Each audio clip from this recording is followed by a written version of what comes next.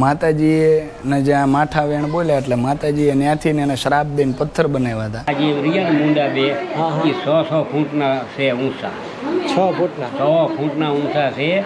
અને આ માતાજીનો પાડો જુઓ સામે ઓલા પૂજી બે અને માતાજીએ જુઓ આ થાપીટ કરી દીધા.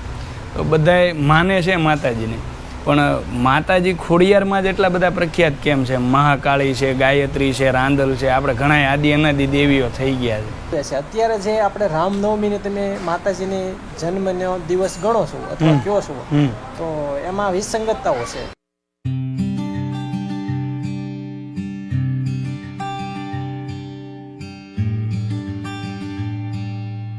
અત્યારે મિત્રો હું આવી ગયો છું ખોડિયાર માના જન્મ સ્થળે, અને આ કયું સ્થળ છે એમની વિશે પણ હું તમને જણાવીશ. અને અહીંયા 1200 વર્ષ જૂનું વરખડીનું વૃક્ષ છે તેની વિશે પણ જણાવીશ. અને અત્યાર સુધી આપણે તમામ જે ખોડિયાર જયંતિ ઉજવીએ છીએ, ખોડિયાર માનો જન્મદિવસ, એ જ ખોટો છે. તો એનો ઇતિહાસ શું છે એ પણ હું તમને જણાવીશ. નમસ્કાર મિત્રો, હું સંજય દવે, ગુજ્જુ સંજયમાં આપ તમામ મિત્રોનું ફરીથી એકવાર સ્વાગત કરું છું. તો ખોડિયાર માના જન્મસ્થળ વિશે અને તેમના ઇતિહાસ વિશે જાણવા માટે આ વ્લોગમાં મારી સાથે છેલ્લે સુધી જોડાયેલા રહો. તો ગુજ્જુ સંજય ઇઝ ઓન.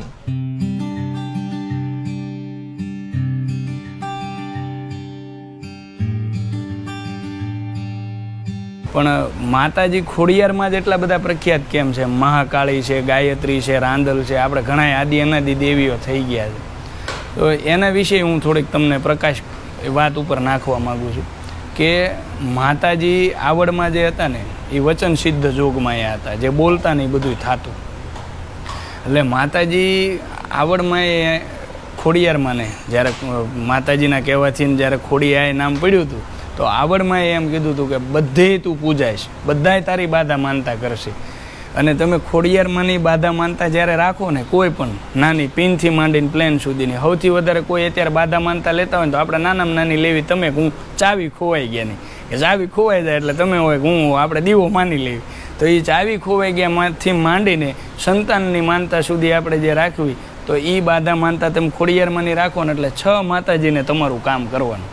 તમારે ખાલી એક ખોડિયારમાંને જ કામ કહેવાનું કે ભાઈ મારું આ કામ કરી દો. પણ ખોડિયારમાંને તો ખાલી બેહવાનું જ છે. ખોડિયારમાંને આવડમાંનું વચન છે. તો આવડ, જોગડ, તોગડ, હોલબાઈ, બીજબાઈ, સાચાઈ 6 માતાજી તમારું કામ કરે. એટલે તમે આજે અત્યારે બહુ એક બહોળો ગણ માતાજીને માને છે, બહુ ઝાજી જગ્યાએ માતાજીની પૂજા થાય છે. એનું કારણ એક આ છે.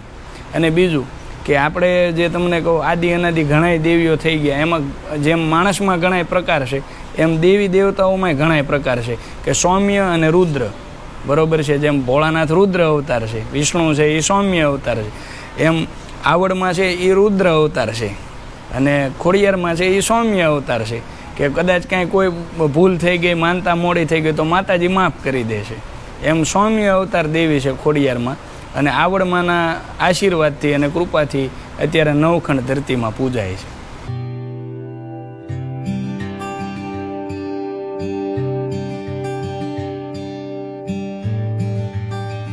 વિક્રમ સંવત 835 આસપાસ વલ્લભી નામનું રાજ્ય હતું.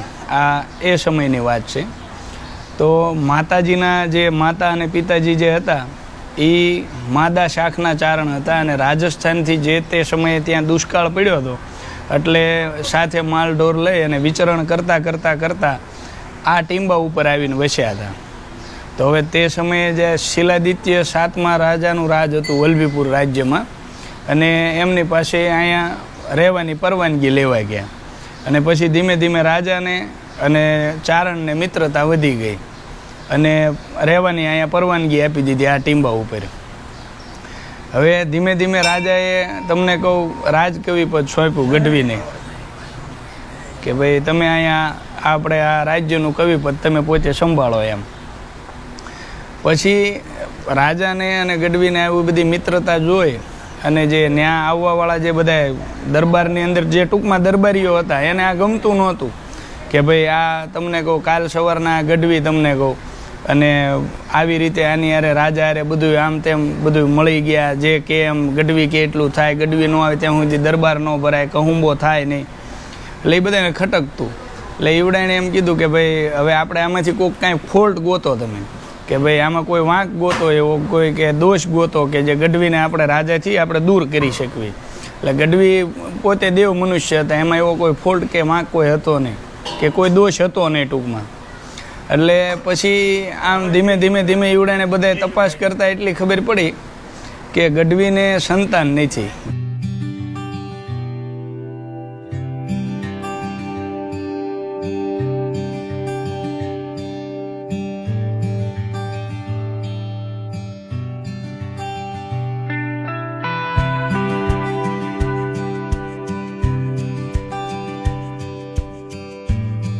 નિસંતાનપણાનું આડ લઈ અને બધાએ કાન ભેંભેણી કરી રાજાની કે ભાઈ તમે છે ને રાજાને એવું કહો કે કોઈ નિસંતાન કે વાંજ્યા માણસનું મુખ જોવાથી રાજ્યની જે પ્રજા હોય ને એની ઉપર આફત આવે એમ. અને રાજાને એ રીતે કાન ભંભેણી કરી અને રાજાએ ભરેલા દરબારની અંદર ગઢવીને ઝાકારો આપ્યો, મેણું માર્યું, વાંજ્યા મેણું. અને ગઢવીને વાંજ્યા મેણું લાગી ગયું ભાઈ. પછી આવ્યા અહીંયા નેહડે અને શિવ તપસ્યા કરી ભોળાનાથ પ્રસન્ન ન થયા. પછી મામડિયા ચારણે અને મિલનબાએ ચિતા હળગાવી અને પોતે રાખ થઈ ગયા. મા પાર્વતીએ પછી ભોળાનાથને કીધું એમ કે ભાઈ આ માણસે તમને રાજી કરવામાં પોતે રાખ તો થઈ ગયા એમ, હવે આનથી તો આકરી કસોટી તમે કેવી કરશો એમ, તો હવે આને જે જોઈએ તમે આપો. એટલે ભોળાનાથ પ્રસન્ન થયા અને માટીમાંથી બેઠા કર્યા, મમ્મટમાંથી. પોતાની જે રાખ હોય ને એને મમ્મટ કહેવામાં આવે, એમાંથી બેઠા કર્યા એટલે મામડિયો ચારણ એવું નામ પડ્યું.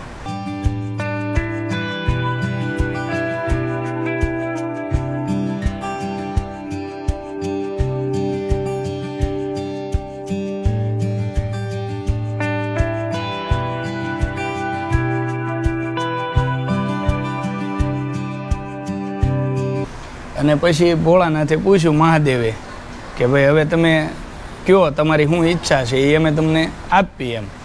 એટલે ગઢવીએ એમ કીધું કે મારે બીજી કોઈ ઈચ્છા નથી, મારી ખાલી ઈચ્છા એટલી છે કે મને તમે એક સંતાન આપો એમ.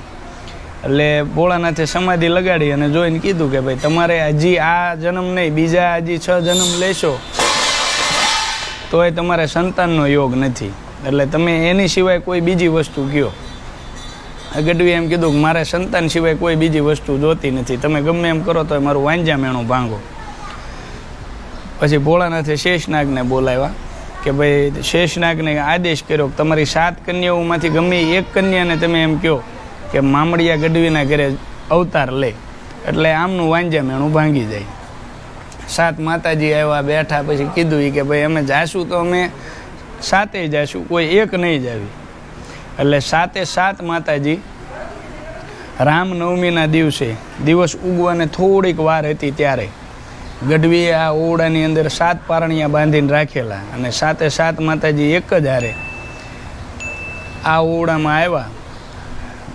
પારણિયામાં નાંગણી સ્વરૂપે 7 માતાજી એક હારે પોઢ્યા અને બાળકી સ્વરૂપ લઈ લીધું. એ દિવસ એટલે ચૈત્ર મહિનાની 9મી રામનવમી આપણે જે કહેવી કે માતાજી 7 માતાજી આવડ, જોગડ, તોગડ, હોલબાઈ, બીજબાઈ, સાચાઈ અને જાનબાઈ, જેને આપણે ખોડિયારમાં કહેવી, 7 માતાજીનું પ્રાગટ્ય રામનવમીના દિવસ ઉગતા એક જ હારે થયેલું. આ માતાજીની પ્રાગટ્યની કથાનક અને આ માતાજીની પ્રાગટ્યની તિથિ.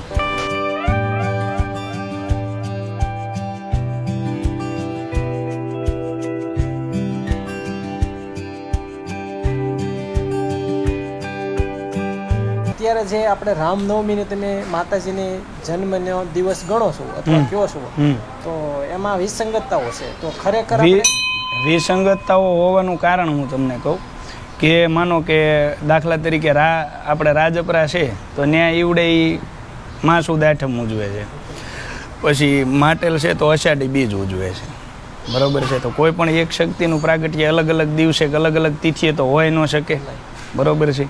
અને બીજા નંબરમાં કે કૃષ્ણ ભગવાનનો જન્મ મથુરાની જેલમાં રાતે 12:30 વાગે થયો છે, તો એ તો ત્યાં મથુરામાં જ પહેલી ખબર હોય ને. એમ માતાજીનું પ્રાગટ્ય અહીંયા રામનવમીને દિવસે રોય શાળામાં સવારમાં દી ઉગતા થયું, એ તો અહીંયા જ પહેલી ખબર હોય.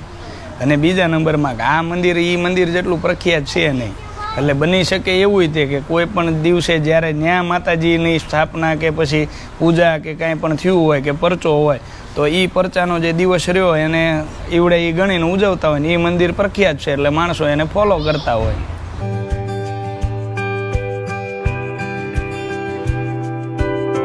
હું ઊભો છું 1200 વર્ષ જૂના વરખડીના વૃક્ષના થડની પાસે. જો તમે આ વરખડીનું થડ જોશો તો તમને જોતાની સાથે એવું જ લાગશે કે આ થડની ઉપરનું જે ઝાડ છે, વૃક્ષ છે, તે તો સાવ સુકાઈ ગયેલું જ હશે, કારણ કે અહીંયા જે થડ છે એ તો સાવ જર્જરિત છે. પરંતુ એવું નથી, આ માતાજીનો ચમત્કાર છે. વૃક્ષ એકદમ લીલુંછમ છે. અને વરખડીના વૃક્ષની વિશે જે અહીંથી મેં માહિતી જાણી છે એ તમને જણાવું કે વરખડીનું વૃક્ષ ના છોપાથી થાય, ના બિયાથી થાય, ના ડાળીથી થાય. એ જ્યારે માતાજીના આશીર્વાદ થવાય તો જ એ થાય. આ વૃક્ષનું એટલું મહત્ત્વ હોવાનું કારણ કે માતાજી સદેહે જેમાં તમે હું આ છાંયે ઊભા છીએ એમ આ એક જ એવું વૃક્ષ છે કે જેના છાંયે માતાજી બેહતા, રમતા. માતાજીની જે જીવન લીલા આ ઓરડાની આજુબાજુ કે આ નેહડાની જે નજીક હતી એનું આ સાક્ષી પુરાવા સમૂહ આ વૃક્ષ છે. એમાં તમે જોઈ શકો એમ મગરનો આકાર માતાજીની દયાથી એની મેળે થયેલો છે. 7 ત્રિશૂળની જે સ્થાપના રહી ને એ માતાજીની બેઠક પ્રમાણેની છે. માતાજીના ઘરનું આ વૃક્ષ માતાજીનું પ્રિય વૃક્ષ. માતાજી આને છાંયે બેહતા, રમતા, જમતા.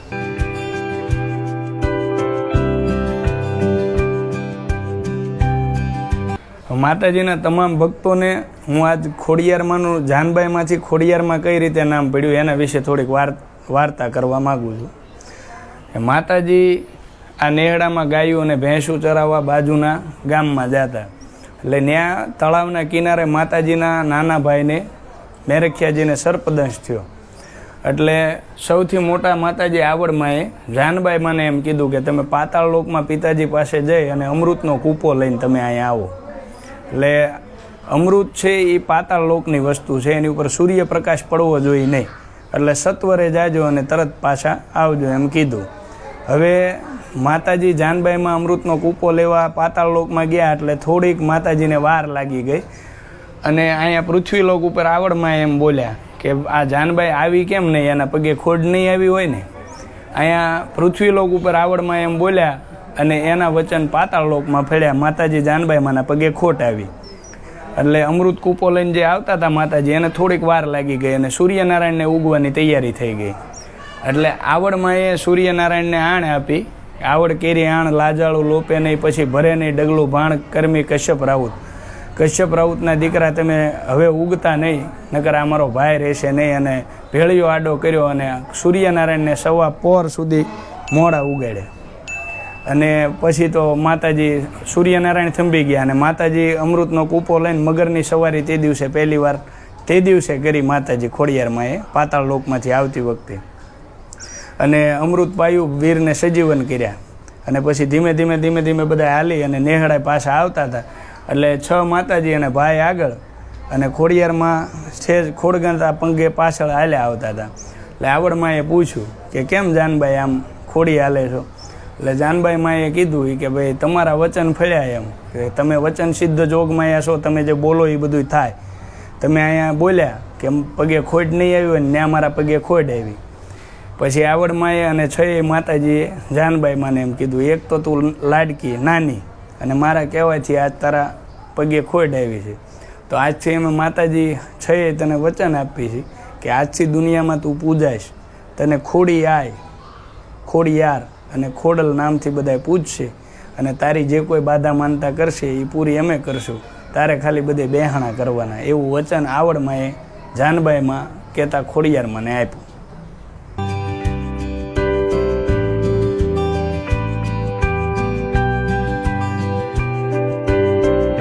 આ વલભીપુર સ્ટેટના પોલીસવાળા છે જે વલભીપુર રાજાએ અહીંયા મોકલેલા થોડીક રંજાડ કરવા બાબતે. અને ચુવાળિયા પગી જે પગેરું લેતા ને સ્ટેટમાં જે પોલીસવાળા હતા એ. અને માતાજીને મેં જે તમને કીધું એમ એ સામે રહી એ બેઠક છે. માતાજી ત્યાં બેઠા હતા અને પગી આ સાઈડથી આવી બોલતા રાડો નાખતા આવતા હતા. એટલે માતાજીએ જે આ માઠા વેણ બોલ્યા એટલે માતાજીએ ત્યાંથી એને શ્રાપ દઈને પથ્થર બનાવ્યા હતા.